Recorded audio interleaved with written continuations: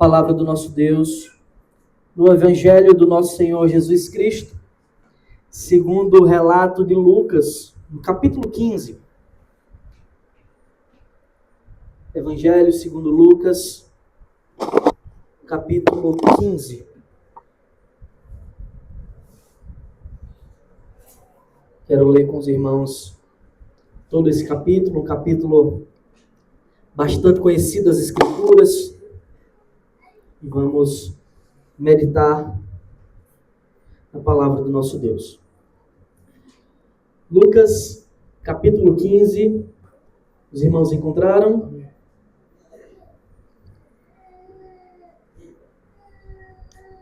Todos me ouvem bem?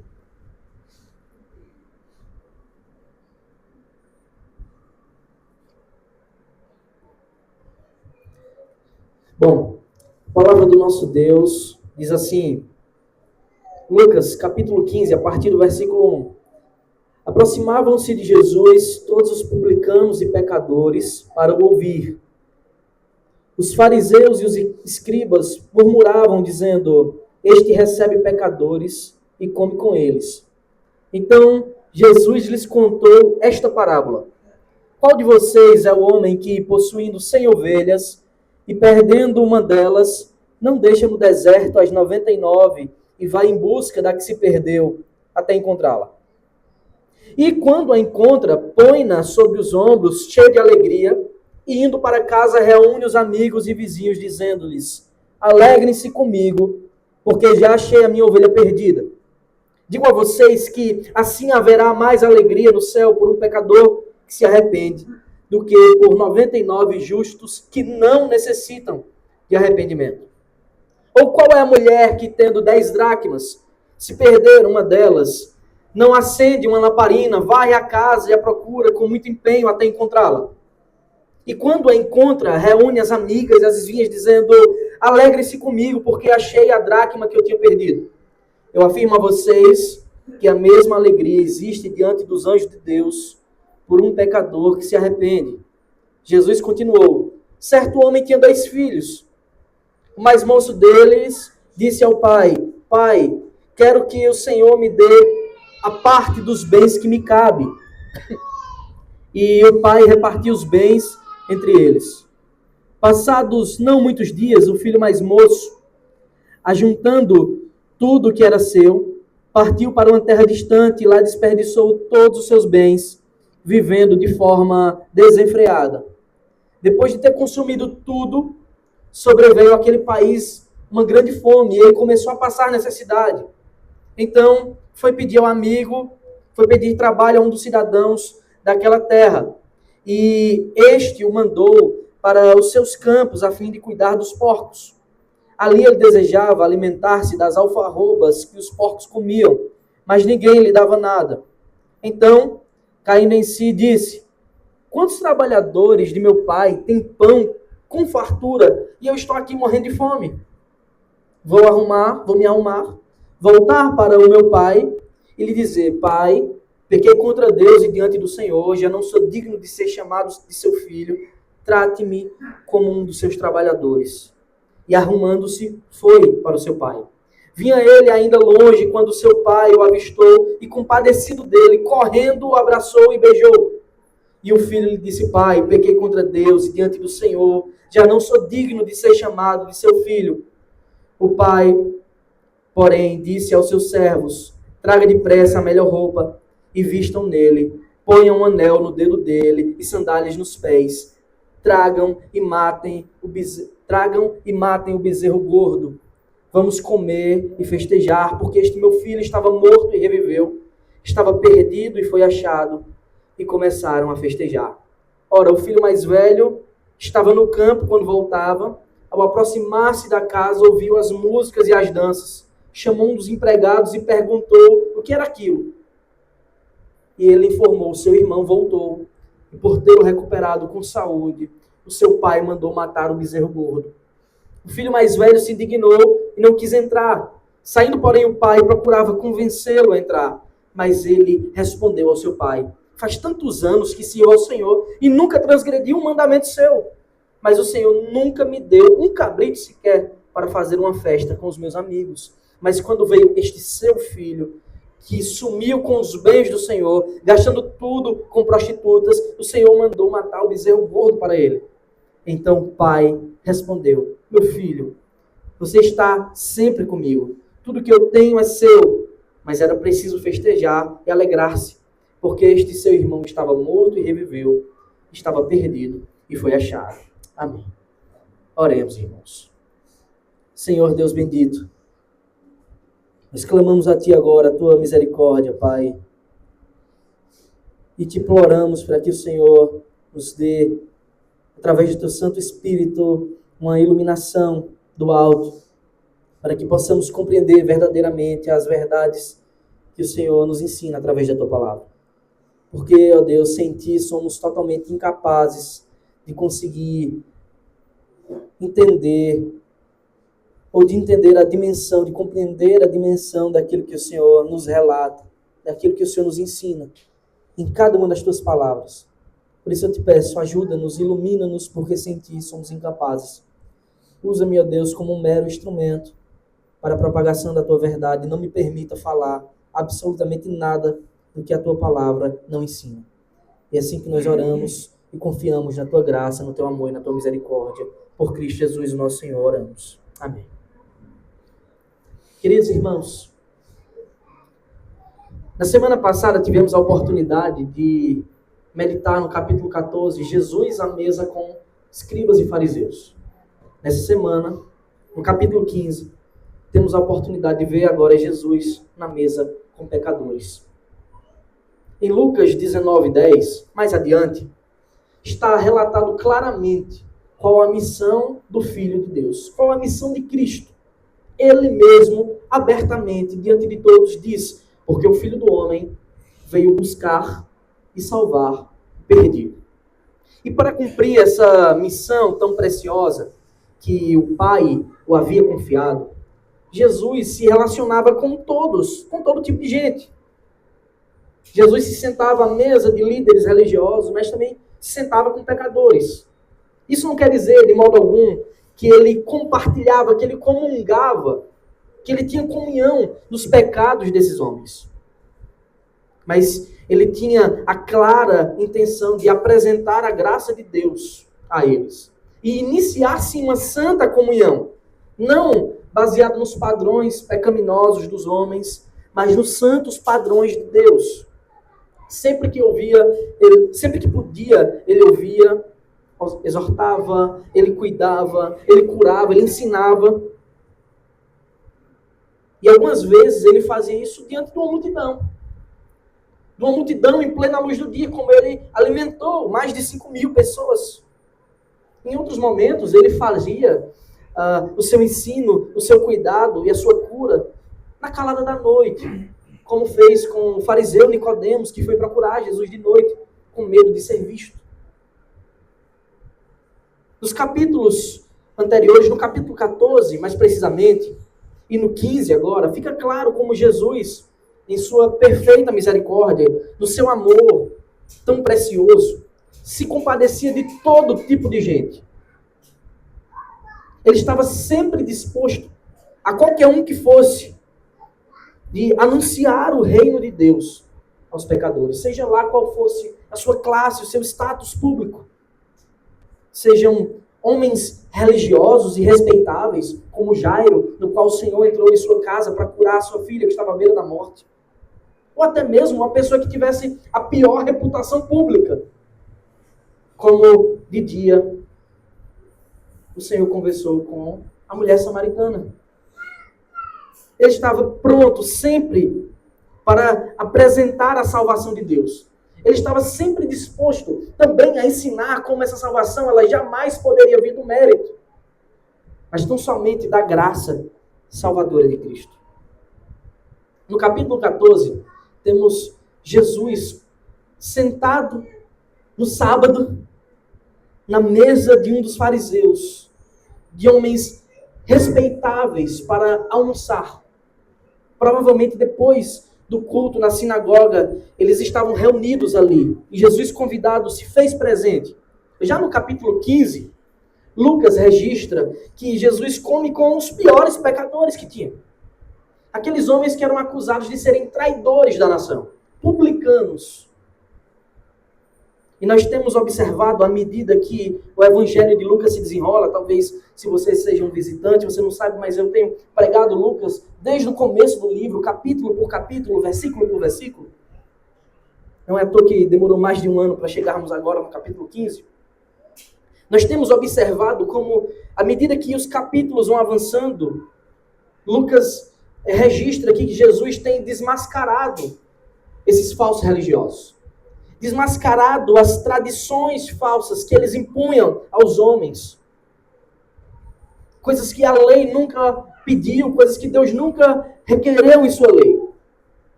E nós temos visto como as tensões elas têm aumentado cada vez mais, numa escala que nós sabemos para onde o levará para a cruz do Calvário.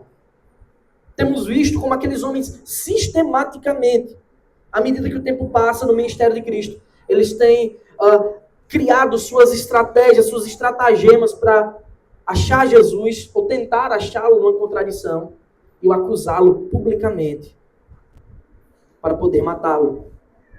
Então, de uma forma muito sábia, Lucas, que tem essa característica no seu relato do Evangelho, porque ele foi um historiador, ele buscou, ele perguntou e registrou. Ele organiza alguns fatos, não necessariamente em ordem cronológica, mas em ordem temática. Então, no capítulo 14, Lucas registra Jesus na mesa dos fariseus, religiosos, respeitáveis, junto com os escribas. E no capítulo seguinte, Jesus à mesa de publicanos e pecadores. Então, e eu peço que você mantenha sempre a sua Bíblia aberta, está escrito assim nos versículos 1 e 2 do nosso texto dessa noite. Aproximavam-se de Jesus todos os publicanos e pecadores para o ouvir. Observem a intenção deles. Os fariseus e os escribas, por outro lado, murmuravam, dizendo: este recebe pecadores e come com eles. Temos aqui, irmãos, então, dois grupos que, de algum modo, por algum motivo, se aproximavam de Jesus. Fariseus e escribas de um lado, publicanos e pecadores do outro lado. E eles não podiam ser dois grupos mais distintos. Tá? Os fariseus, os escribas, aqueles que eram literalmente impressoras humanas, por isso que eles recebem o nome de escribas, eles escreviam e reescreviam a lei, copiavam, eram copistas. E eles faziam tanto isso até decorar a lei, serem doutores, se tornarem doutores da lei. Aqueles homens faziam a composição do que nós chamamos de elite religiosa dos judeus. Ali estavam os homens zelosos, pelo menos aos seus próprios olhos, conhecedores, respeitadores da lei, respeitados, onde quer que eles fossem na nação. Onde eles andavam, as pessoas olhavam e diziam: ali vai um homem de Deus respeitável. Se tem alguém que sabe da lei, se tem alguém que conhece a palavra de Deus, são aqueles ali. Se bem que Jesus, há um tempo, já estava desmascarando eles, porque, na verdade, eles viviam numa redoma de tradições criadas por eles mesmos. Do outro lado, o outro grupo é composto por publicanos e pecadores. Talvez você não tenha a dimensão do que significa, mas, basicamente, aos olhos de um judeu, de um purista, como os escribas e fariseus, ali se tratava da escória dos judeus. Os publicanos, irmãos, eram funcionários públicos, e você deve lembrar que naqueles dias de Cristo o Império Romano dominava o mundo, dominava também Israel, e aqueles homens eram judeus que tinham decidido se vender ao Império e trabalhar para o Império Romano. E eles passaram a ser cobradores de impostos. Eram pessoas que extorquiam o próprio povo. Eram pessoas que, para o lucro próprio, tinham abandonado os seus compatriotas, tinham abandonado o apego à lei, porque preferiam encher o bolso de dinheiro. Não obstante, não bastava eles serem vendidos para o Império. Como era conhecido já esta prática? Se o Império cobrava X e arrecadava X de cada pessoa, e não fazia nenhum tipo de auditoria dos seus representantes, eles cobravam 2x, 3x, 4x, 4 vezes mais. e entesouravam a diferença. E guardavam a diferença no bolso. Então eles eram considerados traidores, pessoas que extorquiam o próprio povo. Gente vendida, mesquinhos, infiéis. E temos nas Escrituras, os Evangelhos, nos relatam dois publicanos bem conhecidos. O apóstolo Mateus, também chamado de Levi, no qual Jesus tira da coletoria e diz, siga-me, e ele segue Cristo. E o famoso Zaqueu, que todos conhecem por causa de música e tudo mais. Mas havia outra diferença substancial entre esses dois grupos. O primeiro, dos fariseus, eles estavam indo a Jesus com o intuito de achá-lo numa contradição. Jesus era uma ameaça para eles. Então eles queriam ver se Jesus ia ferir a lei de Moisés para poder acusá-lo diante dos judeus. E eles também queriam ver se Jesus ia ferir a lei romana para poder acusá-lo diante dos romanos. Eles iam a Cristo com o intuito de pegá-lo numa contradição. Com o intuito, uma intenção maligna para matá-lo. Já o segundo grupo, Lucas registra que eles estavam indo para ouvir da graça misericordiosa de Deus. Eles estavam sedentos. E é isso que Lucas conta, que aqueles homens estavam em busca da verdade. Eles tinham um desejo de participar da esperança da salvação, porque diante dos judeus eles já estavam condenados. Eram terríveis demais para merecer qualquer bênção do alto. Mas também está escrito, Lucas deixa claro a revolta dos fariseus ao ver aquela cena. Jesus sentado à mesa com pecadores e publicanos. Eles estavam murmurando, irmãos, indignados. Como pode?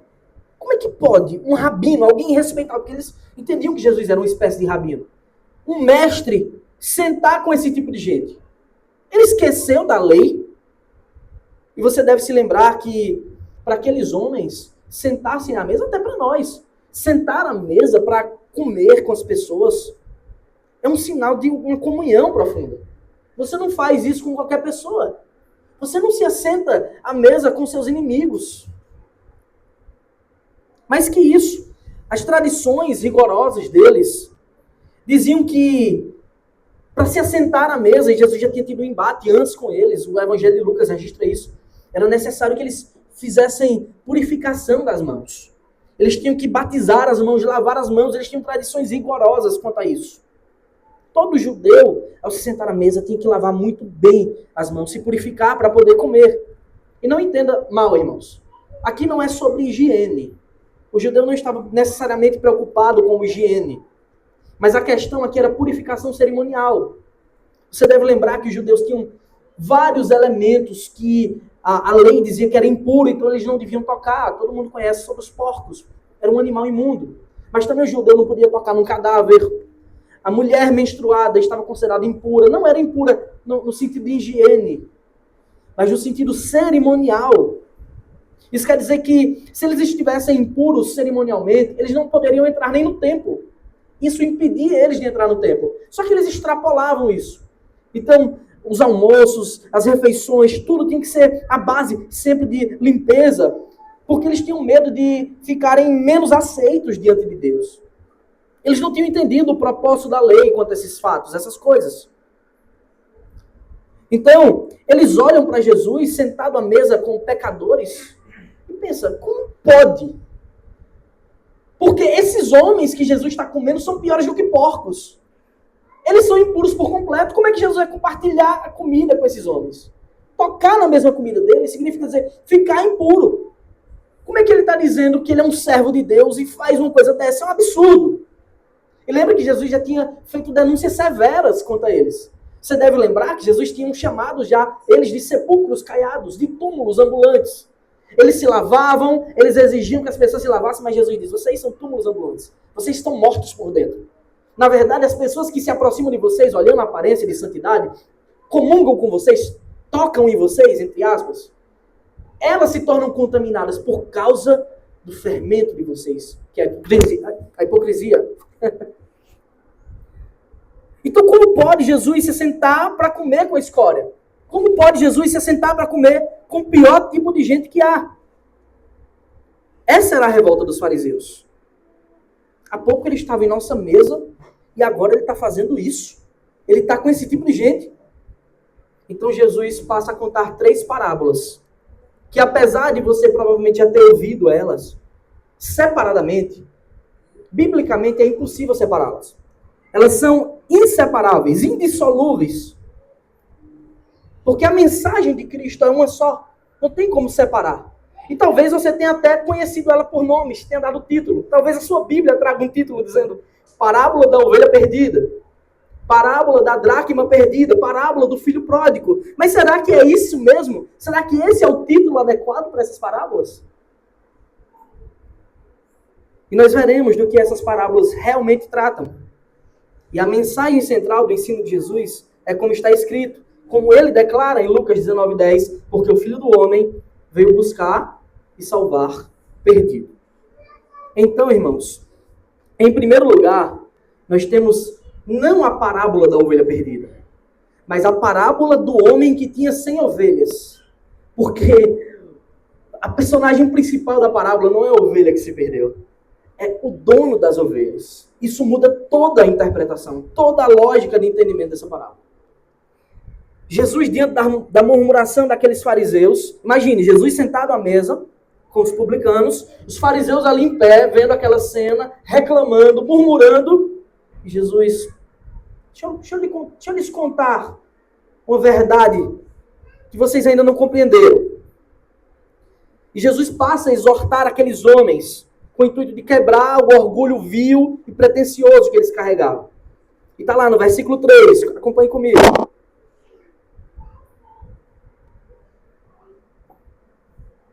Qual de vocês, então Jesus lhes contou esta parábola, qual de vocês é o homem que, possuindo 100 ovelhas, observe, personagem principal, o homem que possuindo você, qual de vocês é esse? Quem de vocês acha que é esse homem?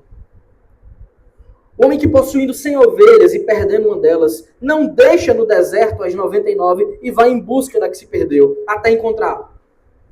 Qual de vocês é o homem que, quando encontra essa ovelha perdida, põe-na sobre os ombros, como os pastores fazem, né? Amarra as duas pernas, coloca aqui nas costas e leva. E indo para casa, reúne os amigos e vizinhos, dizendo-lhes, alegrem-se comigo, porque já achei a minha ovelha perdida. E Jesus, como de costume, irmãos, ele usa parábolas. O que são parábolas? Comparações. Ele pega elementos do cotidiano que aquelas pessoas conheciam para trazer verdades espirituais, verdades sobre Deus, verdades eternas. Só que observe atentamente. Ele começa trazendo foco não para a ovelha que se perdeu, mas para o homem. A pergunta, quem de vocês não é a ovelha perdida? Mas qual de vocês é este homem? Vocês não são como esse homem. E muita gente costuma fazer a leitura errada da parábola. Isso leva a conclusões totalmente distantes daquilo que Jesus realmente pretendia nessa cena. O objetivo de Jesus é outro. E nós devemos ter cuidado para que, quando interpretemos as Escrituras, façamos isso com muito cuidado, com muito zelo, para que a gente não chegue a conclusões que o Senhor nunca quis que a gente chegasse. Isso é muito importante, irmãos. Algumas pessoas chegam a conclusões aqui dessa parábola num tom pastoral, como se o pastor sempre tivesse, pastor de igreja, né, tivesse sempre que ir atrás de pessoas que por algum motivo se desviaram, como se fosse uma obrigação constante do pastor, né, de estar no pé das pessoas que não querem nada com Cristo. Só que essa parábola começa com uma pergunta: qual de vocês é o homem que, possuindo 100 ovelhas e perdendo uma delas, não deixa no deserto as 99 e vai em busca da que se perdeu até encontrá-la? Essa parábola, ela apresenta um pastor cuidadoso. Ele tem muitas ovelhas, 100, um número alto, redondo. E ele não ficará contente se uma delas se perder. Ele poderia ter 1 milhão, ainda assim, se uma delas se perdesse, ele também iria atrás. Como sabemos, a gente também não deve extrapolar o ensino das parábolas. Porque, na maioria das vezes, a mensagem delas é simples, é direta. Jesus, lembre-se, o objetivo de Cristo, ele está olhando para pessoas, para pecadores, que está subvertendo a verdade de Deus, ele quer explicar uma verdade de forma simples. Então a gente não pode extrapolar o seu ensino. Sendo assim, essa parábola, ela não é da ovelha, mas do pastor, que tem 100 e que não vai ficar satisfeito se só tiver 99. Jesus conta como é o esforço deste homem para resgatar essa ovelha. Você deve saber que ovelhas e aqueles judeus, aqueles homens sabiam, são animais muito bobos. Talvez dos mais bobos que tenham no reino animal. Elas são indefesas. Elas não têm senso de direção. Se uma ovelha se perder, ela não volta sozinha. Quando uma se perde, um pastor dedicado, ele não pode esperar. Vou deixar ela passear um pouquinho, depois ela volta. Não pode fazer isso. Tem que ir imediatamente atrás. Aquele pastor, ele faz algo em comum. Ele deixa as 99 reunidas no deserto, um lugar inóspito, e ele vai de forma impetuosa atrás daquela que se perdeu. Porque ele não vai se contentar enquanto alguma de suas ovelhas, que ele conhece pelo nome, estiver perdida. Observe que aqui é o grande pastor que vai atrás das ovelhas, e não a ovelha que vem atrás do pastor. Em outro momento, Jesus diz que as ovelhas ouvem a voz do pastor, mas é outra coisa. Só que outra coisa em comum acontece. E talvez a gente que não tenha muito costume com a vida do pastoreio não perceba, mas isso é uma coisa tão incomum de acontecer, uma ovelha se perder. E aquele homem, ele reage de forma incomum. Ao encontrá-la, ele arrasta ela para si. E verdadeiramente contente com seu labor, com seu esforço, ele coloca nos próprios ombros, vai para casa e ele dá uma festa. Ele encontrou a ovelha. Tem uma festa de verdade. Parece desproporcional. Porque essa é a atividade diária de um pastor. Na vida real, esse pastor teria que dar uma festa todo dia. Mas Jesus está trazendo uma verdade espiritual para os seus ouvintes. O pastor aqui é o próprio Cristo, que está em busca de suas ovelhas que se perderam. E quando a encontra, ele tem motivos reais para se alegrar, para celebrar, para comer e beber com elas, com todos os seus amigos. Porque como está escrito, e como nós já vimos, o Filho do Homem veio com esse intuito: buscar e salvar o perdido. Esta era precisamente a cena que os fariseus estavam vendo. Jesus estava sentado à mesa com pecadores, porque ele tinha achado as suas ovelhas perdidas. Só que aqueles homens eram incapazes de se alegrar com a verdade. Eles eram incapazes de se alegrar com um arrependimento verdadeiro, com a busca por uma verdade de Deus. Então Jesus diz no versículo 7, eu digo a vocês que assim haverá mais alegria no céu por um pecador que se arrepende do que por 99 justos que não necessitam de arrependimento. Há uma verdadeira festa no céu, irmãos, quando um pecador é resgatado pelo bom pastor. Quando um pecador se volta a Cristo e reconhece a sua miséria, se arrepende e se lança aos braços do Senhor. Há verdadeira festa nos céus. É Ele quem busca, é Ele quem salva, Ele é quem assume a dianteira na busca das suas ovelhas perdidas. Portanto, há uma alegria verdadeira.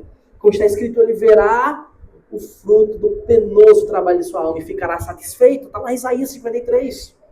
Há júbilo nos céus, pois o Senhor ama cada um dos seus filhos. E nenhum deles sequer, pode ter certeza disso, nenhum dos seus eleitos, nenhum dos seus filhos se perderá. Então essa primeira parábola termina com a seguinte declaração, que deve ser analisada com bastante atenção. Jesus diz, haverá mais alegria no céu por um pecador que se arrepende do que por 99 justos que não necessitam de arrependimento. Será que Jesus está intencionando dizer que existem pessoas que são justas de verdade, que não necessitam de arrependimento? De modo nenhum, irmãos. O Senhor está usando uma linguagem para que aqueles ouvintes se identificassem com os personagens da cena. Para que eles entendessem que Jesus estava falando deles. Mas não que eles eram verdadeiramente justos, Jesus já tinha declarado isso, mas que eles se consideravam justos por causa das suas tradições religiosas. Então Jesus está dizendo, a verdadeira alegria no céu não está para aqueles que, julgando-se merecedores do reino de Deus, porque cumprem rituais religiosos, vivem assim toda a vida. A verdadeira alegria é quando um pecador se arrepende. Em outras palavras, Jesus está olhando para eles e está dizendo assim, vocês ainda não se arrependeram. Vocês só estão aqui, em volta da mesa, mas não se arrependeram. Então, para intensificar o seu ensino, ele inicia imediatamente outra parábola. Não dá para dissociar, porque elas estão juntas. É um ensino só do mestre, para aqueles homens e para nós também. Em segundo lugar, ele tem, não está aqui escrita a parábola da dracma perdida. Mas aqui é a parábola da mulher que tinha 10 moedas. Aí sim, aqui é a parábola não da moeda, mas da mulher que tinha 10 moedas. Observe como o Senhor Jesus usa sempre figuras comuns.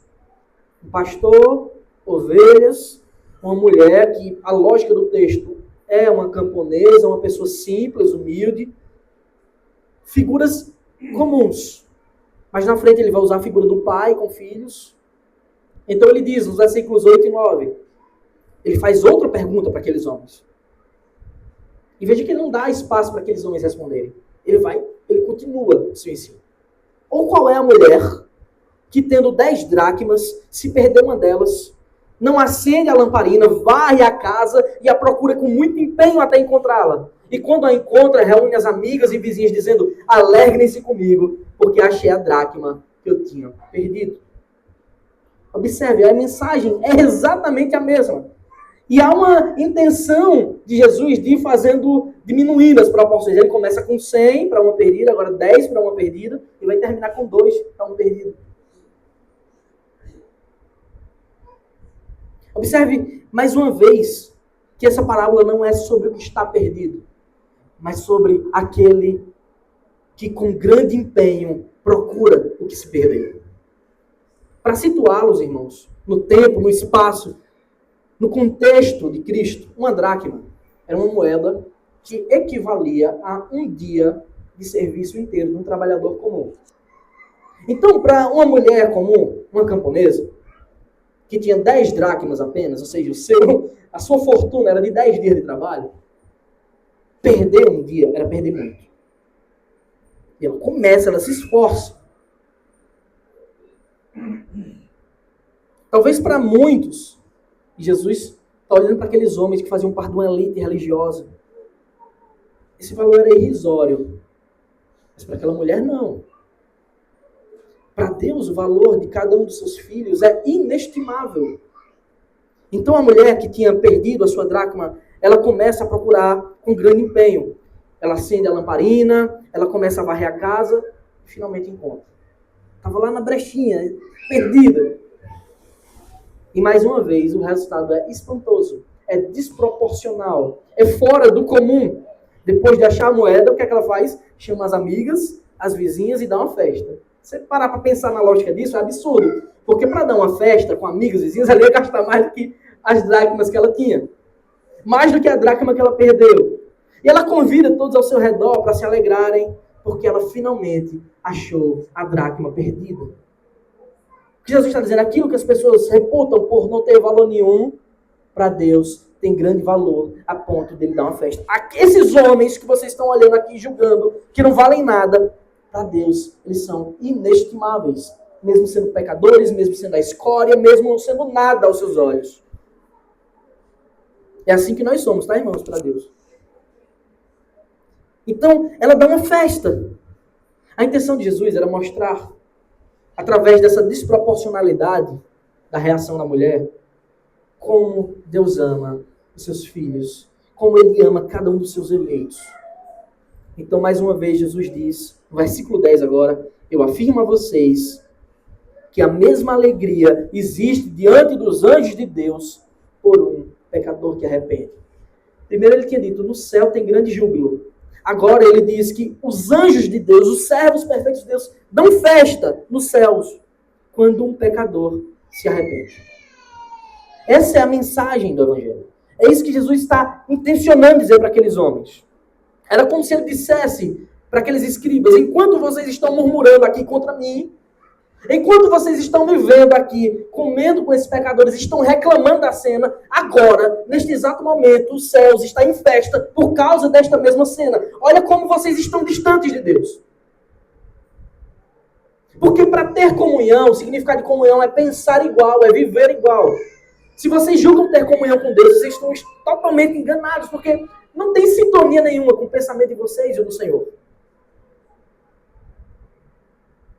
Jesus já tinha dito, os sãos não precisam de médico, e sim os doentes. E ele é a prova de que ele é esse médico, o médico dos médicos. Porque como ele declara, a verdade é que o Filho do Homem veio buscar e salvar perdido. Então, fechando esse corpo de parábolas, Jesus traz a mais extensa, a maior delas. Essa tem um ensino mais abrangente, mas continua com a mesma essência.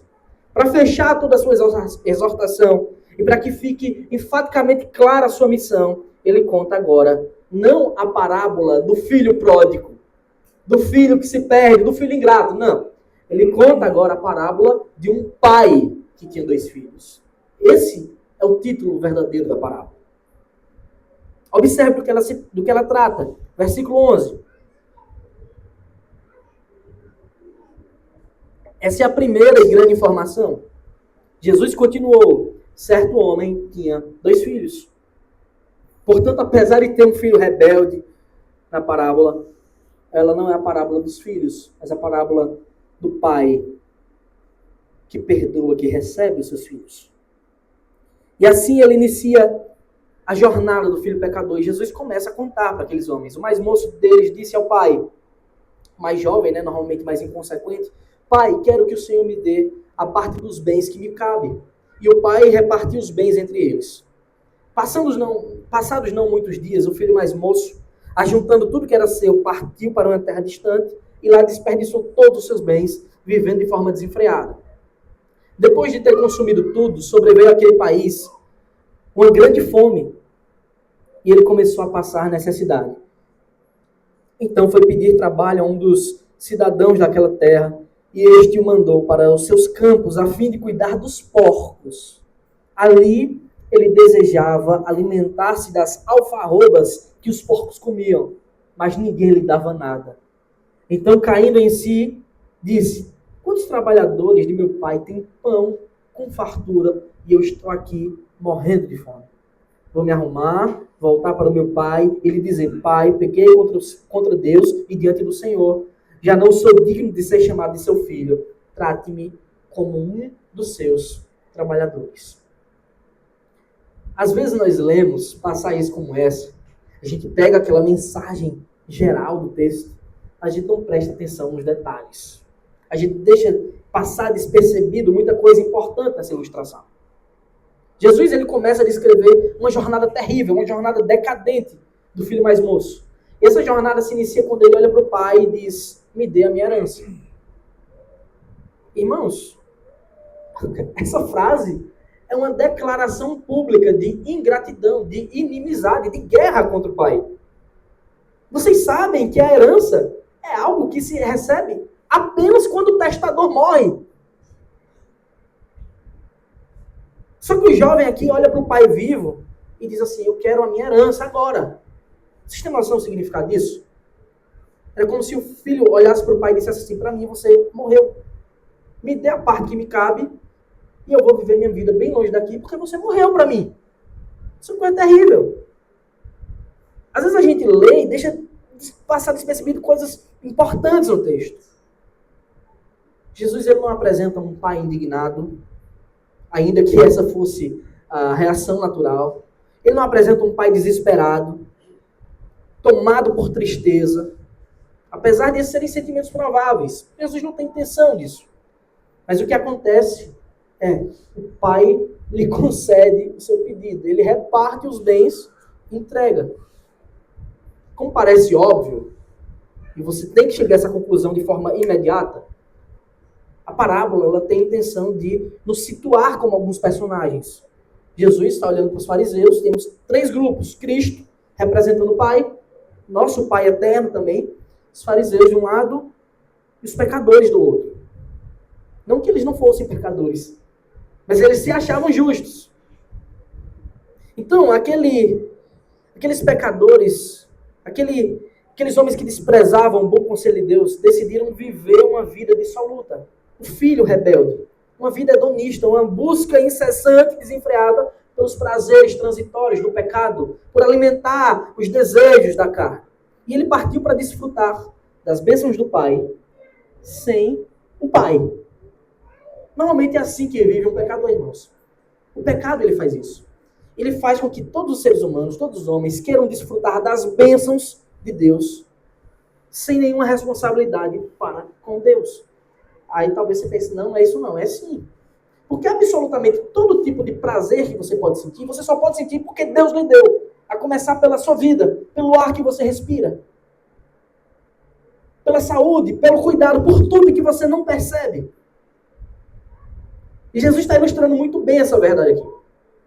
Aquele jovem, ele saiu para desfrutar das bênçãos do seu pai, sem, contudo, querer nenhuma responsabilidade para com seu pai. Nem se alegrar com seu pai. Como se ele quisesse alegrar nas coisas que o pai pode oferecer, mas não no próprio pai. É assim que vivem os pecadores. Eles se alegram em absolutamente tudo. Uma vida sexual desenfreada, uma busca incessante por riquezas, pelas borracheiras, por comer o que quer, por se embriagar, por se empanturrar, por fazer tudo que Deus ensinou a fazer no modo adequado e prazeroso. Mas eles fazem isso distante de Deus, sem a ética santa do Senhor. E foi isso. Sem responsabilidade alguma, ele partiu. E ele começa a gastar tudo, sem se preocupar. E Jesus conta que aquilo que ele tinha recebido logo tinha sido desperdiçado. Por causa daquele estilo de vida pecaminoso. Porque assim, esse tipo de gente desperdiça tudo. Tem tudo um dia, no outro não tem nada. Porque a gente conhece bem o ditado. Que vem fácil. Vem fácil.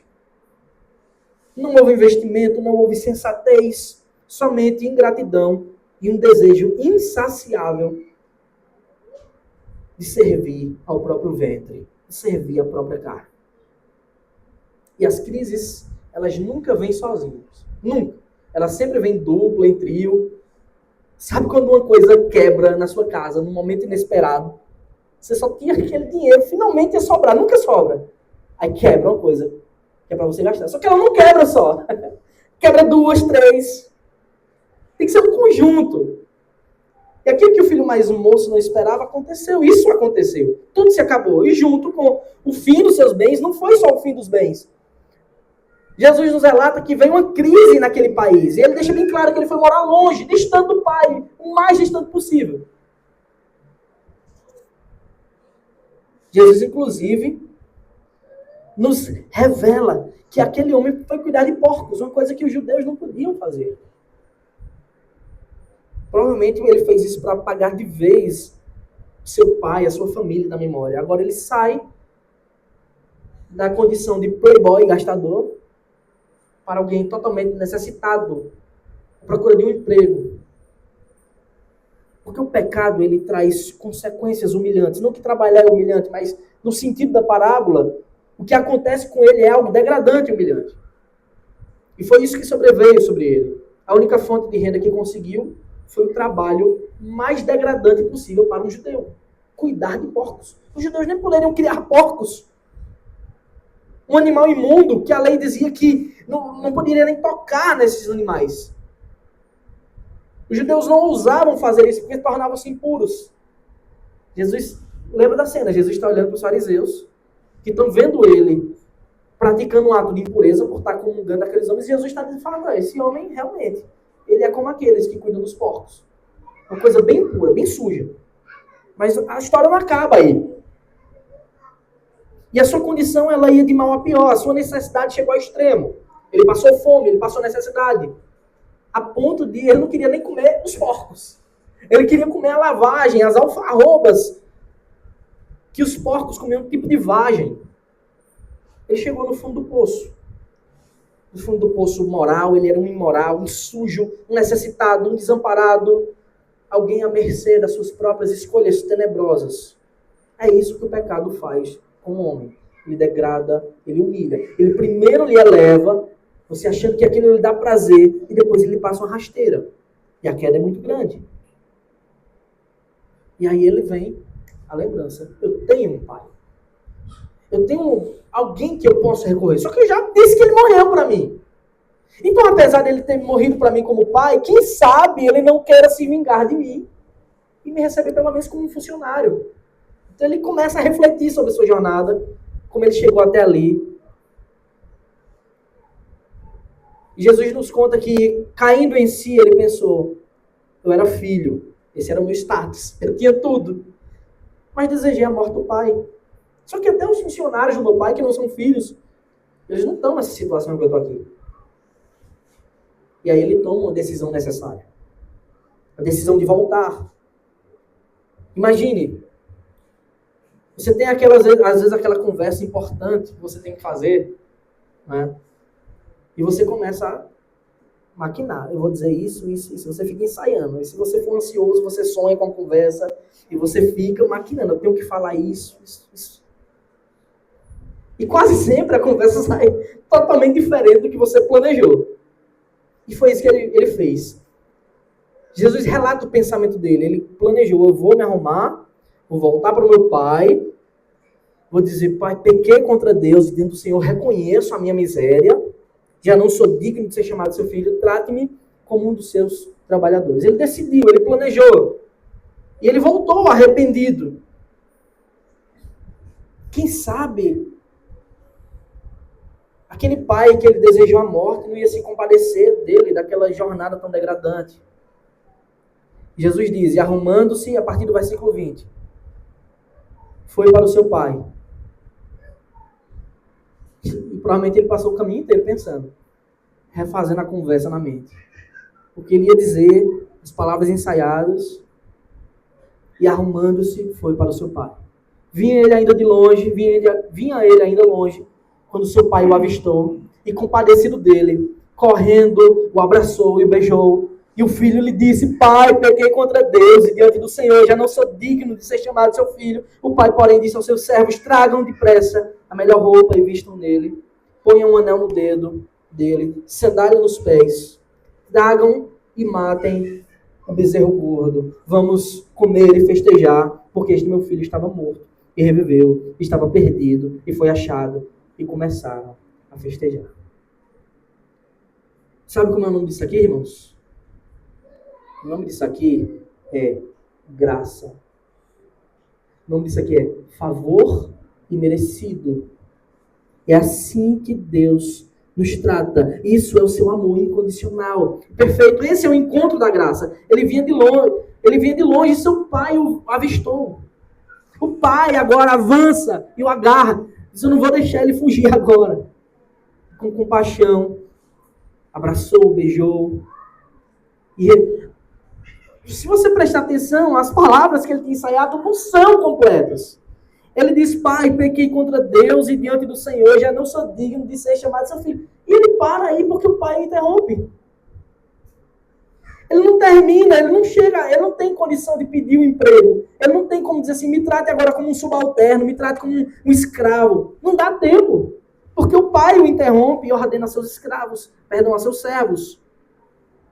Ele ordena que seu filho seja restaurado por completo. Tragam a melhor roupa, porque ele não é qualquer um, ele é meu filho. Irmãos, de modo nenhum Jesus está falando aqui sobre prosperidade material. Aqui são verdades espirituais de ingresso no reino de Deus. Jesus não está prometendo riqueza a ninguém, nem a melhor roupa. Mas para explicar isso para aqueles homens, ele está usando essa linguagem. Traga a melhor roupa, porque ele não é qualquer um, ele é meu filho. Ponha um anel no seu dedo. Esse era aqueles anéis de sinete que vinham com uma gravura que representava a família, que eles selavam as cartas. Era sinal de autoridade no meio do povo. Porque ele é o meu filho amado. Ou seja, eu estou restaurando, restituindo agora a ele o status de filho. Ele é filho. Coloquem sandálias nos seus pés, porque ele não era escravo, então ele não deveria andar descalço. Mas agora ele é verdadeiramente livre. Ele achava que era livre quando se apartou de mim e foi torrar tudo. Mas ele é livre agora que está comigo. E não menos importante que tudo isso, a verdade, mais importante do que tudo isso é, o pai declara, hoje é dia de festa. Hoje é dia de alegria. Matem o bezerro gordo, o bezerro cevado. Nós vamos festejar. Você jamais deve se esquecer que a maior de todas as festas, irmãos, começa exatamente assim. com a morte de um bezerro cevado, com a morte do Cordeiro de Deus que tira o pecado do mundo. É o Cordeiro de Deus que é o sacrifício perfeito que nos dá alegria plena. É só por meio da sua morte que podemos festejar. É porque ele morreu e pagou os nossos pecados que nós podemos viver. Que nós temos um Pai que nos ama, que apesar de poder andar maltrapilhos nesse mundo, lá ele nos promete roupas, vestes alvas, puras, santas, para andar com ele por toda a eternidade. É somente por causa do seu sacrifício que nós podemos nos alegrar, festejar para sempre, porque ele nos amou e nos amou até o fim, como está escrito. E essas são as palavras do nosso Pai. Digo, daquele Pai: tragam e matem o bezerro gordo. Vamos comer e festejar, porque este meu filho estava morto e reviveu. Estava perdido e flechado. Essa é a condição de todos aqueles que estão em Cristo, mortos espiritualmente. E aqueles que o encontram são renascidos, ressurretos. O Senhor coloca o seu Espírito neles e os faz viver para sempre. E os encontra para sempre. Esta é a graça de Deus para os maiores pecadores. Está claro, irmãos, que Jesus está falando para os fariseus. Ele está olhando para os fariseus, os publicanos aqui do seu lado. Ele está falando para aqueles homens que aqueles com quem ele estava comendo ali era como um filho rebelde, que por muito tempo tinha se interessado pelas coisas do mundo, pelos prazeres transitórios do pecado, que nós costumamos dizer coisas do mundo, que se perdeu em suas paixões, mas que agora estava sendo encontrado, restaurados. Pouco importa qual era a condição deles, se cuidadores de porcos, se imundos, pouco importa se eles estavam na coletoria roubando através dos impostos. Ali não era necessariamente um roubo, mas moralmente sim. Assim como a ovelha que estava perdida e aquela dracma, aqueles homens foram encontrados. E assim é qualquer um que perdido é encontrado por Cristo.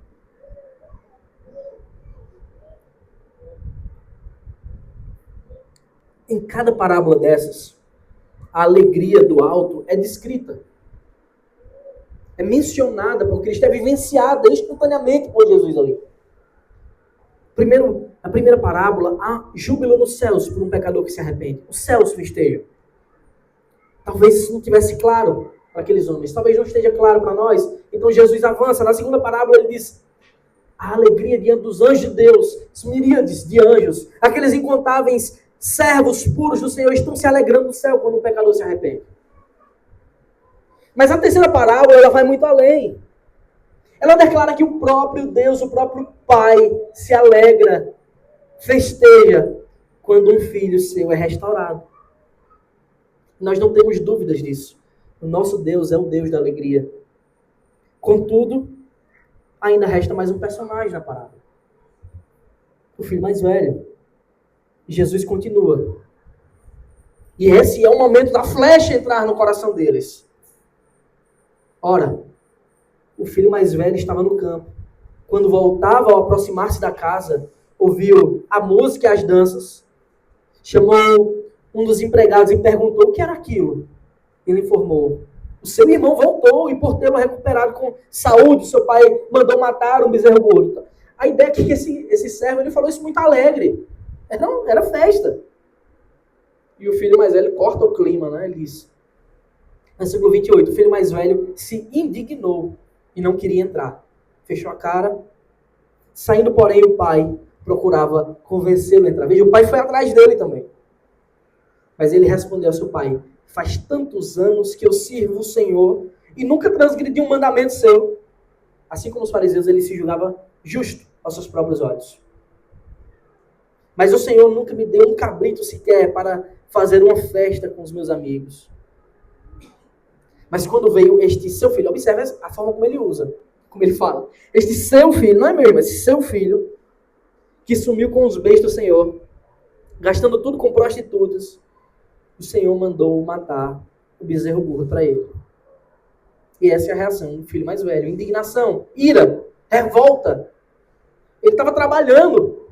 Como assim? Tem festa, tá tendo dança, tá tendo música em casa. Eu esqueci alguma data. O que foi que eu perdi? E aí o empregado lhe conta que o irmão tinha voltado. E Jesus relata exatamente a reação deles. Eles não quiseram se alegrar com pecadores que se arrependiam. Sabe por quê, irmãos? Eles não quiseram se alegrar? Porque eles nunca tinham compreendido o que era arrependimento. Porque eles mesmos não tinham se arrependido. Eles mesmos não compreendiam o que era perdão. E Jesus lança flechas, a sua espada penetrando de 2 gumes no coração daqueles homens. Eles achavam que tinham o direito de limitar a graça de Deus. Eles se julgavam merecedores de todas as bênçãos do Senhor, por ostentar os títulos de os únicos servos do verdadeiro Deus de Israel. Só que o nosso Pai, irmãos, Ele é muito bom. O nosso Deus, Ele é gracioso. E Ele se compadeceu daqueles cobradores de impostos imundos, de pecadores imundos como nós. Então, o Pai foi atrás. O Pai correu também atrás dele. Bora festejar. Jesus está dizendo, vocês têm 2 opções. Ou vocês festejam com a gente, se alegram na salvação, ou vão embora. Mas ele não quis. O seu argumento era, eu que mereço uma festa. Ele não. Os fariseus não tinham entendido que sempre, absolutamente sempre foi a graça de Deus. Que eles nunca tiveram méritos em nada. Aquele irmão também não tinha entendido que tudo que ele tinha, os seus privilégios, ele nunca tinha merecido. Ele estava ali por bênção. Então ele diz ao Pai, o seu argumento na cabeça dele era genial. Faz anos que eu sirvo o Senhor, nunca transgredi um mandamento, eu sou extremamente obediente. Era assim que os fariseus se achavam. Mas o Senhor nunca me deu um cabrito sequer para fazer uma festa com meus amigos. Eu sempre estive aqui, nunca recebi nada, nunca fui premiado. Mas quando veio esse seu filho, que sumiu com os bens, que gastou tudo com prostitutas, o Senhor manda matar um bezerro gordo para ele. Qual a lógica disso? Exatamente, não tem lógica. A graça de Deus é a sua bondade perfeita. Porque Ele é bom e a sua misericórdia dura para sempre. Exatamente isso. Você não ouviu errado. Deus festeja quando um pecador se arrepende. E mediante a sua graça perfeita, Ele salva e recebe todo aquele que o busca de todo o coração. Ele reconhece-os como filhos. Todo aquele que reconhece a própria fraqueza e confia no Senhor, o Senhor os reconhece como filhos. Essa parábola, irmãos, nos ensina uma grande lição. Existem filhos que se perderam distante, mas que o Senhor restaura. Existem alguns que se perdem dentro do próprio lar. Porque aquele filho mais velho, como os escribas e fariseus, eles queriam se relacionar com o pai de um modo que o pai nunca pediu, de um modo que Deus nunca requereu. Eles se julgavam merecedores de uma dupla honra diante de Deus. Só que com isso eles acabavam negando que absolutamente tudo que tinham recebido, tudo que possuíam, não era por mérito. Era porque tinha um pai que podia fornecer. Um pai bondoso, gracioso, que dava. Então Jesus encerra a parábola dizendo uma mensagem do pai para aqueles homens. Versículo 31. Então o pai respondeu, meu filho, você está sempre comigo, tudo que eu tenho é seu. Mas era preciso, é necessário, mas era preciso festejar e alegrar-se, porque este seu irmão estava morto e reviveu. Essa era a condição deles, mortos e agora reviveram. Estavam perdidos e foram achados. Estavam perdidos e foi achado. Observe que não tinha mérito daqueles publicanos. Se alguém fosse descrever a vida deles, não era por mérito, era só de demérito. E assim é todo aquele que se encontra verdadeiramente com o Senhor. Por meio do sacrifício de Cristo, recebe o perdão. E o Senhor nos chama para que nós nos alegremos uns com os outros. E foi para isso que Ele enviou Jesus, o Filho perfeito, em nosso lugar. Por quê, irmãos? Porque, como Jesus disse lá em Lucas 19:10, porque o Filho do Homem veio buscar e salvar o perdido. Por fim, temos algumas lições para a igreja contemporânea. Gostaria de destacar algumas delas. Primeiro, o nosso Deus é o Deus que vai nos buscar quando estamos perdidos. E ele faz isso, irmãos, de muitas formas, tá? A forma principal que as Escrituras nos relatam de como Deus vai buscar os perdidos é através dos seus servos, espalhados por todo mundo, por outros filhos, que vão e pregam o Evangelho e diz: venha, o Senhor está de braços abertos, tem vaga para você. A mesa está posta, venha se deleitar conosco. Deus continua indo atrás de seus filhos. Segundo, todo aquele que vem ao Senhor verdadeiramente arrependido, com o coração quebrantado, ele pode ter a certeza de que ele é recebido pelo Pai. Por isso cantamos: eu venho como estou, sim, venho como estou. Porque Jesus por mim morreu, eu venho como estou. Ele aceita um pecador, porém a gente não deve permanecer do mesmo jeito. Terceiro, nós só podemos ser aceitos pelo Pai porque Ele enviou o seu Filho perfeito, unigênito, Jesus, para pagar toda a nossa dívida. É por isso que nós podemos ser aceitos por Deus. Não é porque eu mereço, mas é porque Deus enviou Jesus para pagar a nossa dívida. Ele verteu o seu sangue precioso no Calvário, na cruz, para nos dar perdão, para nos dar graça, para poder se sentar na mesa conosco, para que a gente possa desfrutar a bondade de Deus. E sabe o que Deus está pedindo em troca de você? Nada. Porque você não pode dar nada em troca por isso. Mas o que Deus requer de nós, requer dos seus filhos, é um comportamento que condiga com a realidade do Evangelho. Portanto, alegre-se sempre no Senhor. Quando um pecador se arrepende, você deve se alegrar. O nosso Deus, ele não faz acepção de pessoas. Portanto, nem eu, nem você, nenhum de nós temos o direito de fazer a acepção de pessoas. De escolher quem é, o tipo de gente que cabe em nossa igreja e qual que não cabe. Você não tem esse direito. Se você achar que você tem, você não entendeu nada do Evangelho. Por fim, eu disse que é possível que alguns estejam perdidos dentro do próprio lar. Isso significa que, como aqueles religiosos, há muitos que podem estar vivendo uma vida de ilusão, por serem meros praticantes da religião cristã. Acho que a mera prática de rituais vai garantir vida eterna, como se estivessem comprando a salvação. O Senhor quer sim zelo.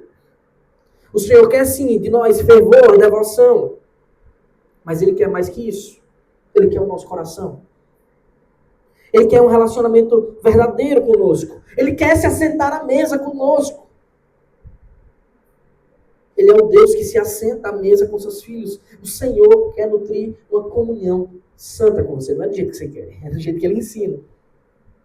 Isso significa que a nossa mente deve estar em sintonia com a vontade de Deus. Aquilo que alegra o Pai deve ser aquilo que nos alegra. E aquilo que entristece profundamente Deus deve ser aquilo que nos entristece profundamente. Se ocorrer o contrário disso, como estava acontecendo naquela cena ali, o que significa? Não estamos em comunhão com Deus. É uma lógica simples. A todos que já estão no lar de Deus, meu irmão e minha irmã, não deixe o seu coração se encher de orgulho, como se você merecesse estar no lar de Deus. Você não merece. E continuará sem merecer, para sempre. Jamais esqueça que você está aqui por pura graça e bondade de Deus. E a você que ainda não está, a mensagem de Lucas 14 continua verdadeira. Quando Jesus diz que o Senhor mandou o seu servo procurar e chamar todos para a festa, ele volta e diz: ainda há lugar. E tem lugar para você, e tem vaga. Venha, meu irmão, venha, meu querido. Tem um bezerro gordo, tem um bezerro cevado esperando por você no reino de Deus. Em meio a músicas, em meio a danças, porque o nosso Deus é bom e a sua misericórdia dura para sempre. E foi isso que Jesus veio fazer por nós. O Filho do Homem veio salvar, restaurar pecadores. Amém. Vamos nos colocar de pé, queridos.